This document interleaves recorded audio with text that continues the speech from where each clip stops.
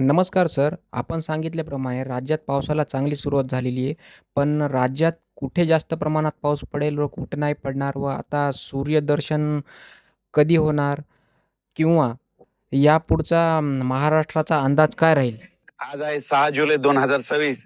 खास करून अंदाज देणारे मुंबई, पुणे, कोल्हापूर आणि नाशिक ह्या जिल्ह्यासाठी खास करून कशामुळं की आज दुपारनंतर म्हणजे 2-2:30च्या नंतर या मुंबई, पुणे, कोल्हापूर, नाशिक 2:30-3च्या नंतर मुसळधार ते अतिमुसळधार पाऊस आज दुपारनंतर सुरुवात होणार आहे.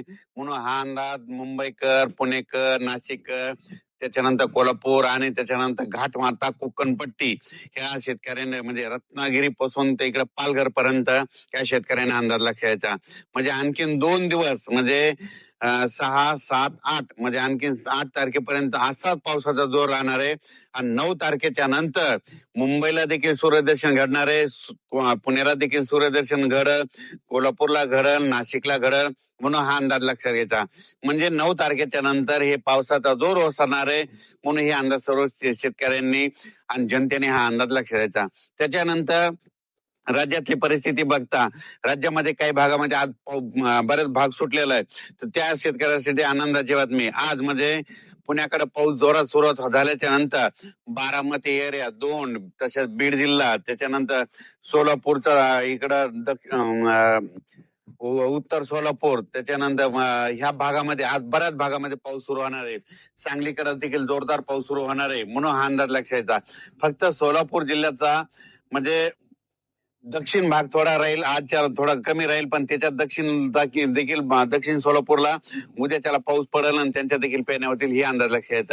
त्याच्यानंतर लातूर जिल्हा, बीड जिल्हा, परभणी जिल्हा, जालना जिल्हा, अहिल्यानगर आज दुपारनंतर 2:30च्या नंतर इकडे देखील बऱ्याच भागामध्ये पाऊस सुरू होणार आहे. म्हणून हा अंदाज लक्षात. आणखीन 2 दिवस म्हणजे मराठवाड्यात देखील पाऊस असणार आहे. म्हणून मराठवाड्यातल्या शेतकऱ्यांनी अंदाज लक्षात घ्यायचा. म्हणजे मराठवाड्यामध्ये सांगायचं झालं तर लातूर जिल्हा, धाराशिव जिल्हा, बीड जिल्हा, परभणी जिल्हा, जालना जिल्हा, संभाजीनगर, हिंगोली जिल्हा, नांदेड जिल्हा, मराठवाड्यात देखील आज दुपारच्या नंतर चांगला जोराचा पाऊस सुरुवात होईल. आणि 2 दिवस म्हणजे आज 6, 7 आणि 8 म्हणजे आणखीन 3 म्हणजे आजचा एक, उद्या 3 दिवस. 8 तारखेच्या नंतर मराठवाड्यातले देखील पावसाचा जोर उसरणार आहे. 9 तारखेला मराठवाड्यात चांगलं सूर्यदर्शन घडणार आहे. म्हणून हा अंदाज मराठवाड्यातल्या शेतकऱ्यांना लक्षात. ज्यांची कोणाची पेरणी राहिली असेल, जर जमिनीत ओल असेल तर तुम्ही तुमच्या पेरणीचा निर्णय घेऊ शकता. त्याच्यानंतर सांगायचं झालं तर विदर्भाकडे पूर्व विदर्भाकडे आजच म्हणजे वर्धा, नागपूर, भंडारा, गोंदिया, चंद्रपूर, यवतमाळ तिकडे आज देखील पाऊस सुरू आहे. आणि त्याच्यानंतर आणखीन 2 दिवस 6 आणि 7 आणखीन 2 दिवस तिकडे विदर्भात पाऊस पडणार आहे. पूर्व विदर्भ आणि पश्चिम विदर्भ म्हणजे अमरावती, बुलढाणा, अकोला, वाशिम, हिंगोली या परिसरामध्ये आणखीन 2 दिवस म्हणजे 6, 7 पर्यंत 8 पर्यंत पाऊस राहणार आहे. 8 तारखेला चांगलं दुपारनंतर सूर्यदर्शन घडणार आहे. म्हणून विदर्भातल्या शेतकऱ्यांनी हा अंदाज लक्षात घ्यायचा. विदर्भातल्या शेतकऱ्याची कोणाची पेरणी असं तर तुम्ही काय करायचं, 8 तारखेला तुमच्याकडे सूर्यदर्शन घडलं आणि त्यानंतर वापसा झाल्याच्या नंतर तुम्ही तुमच्या पेरणीचा निर्णय घेऊ शकता.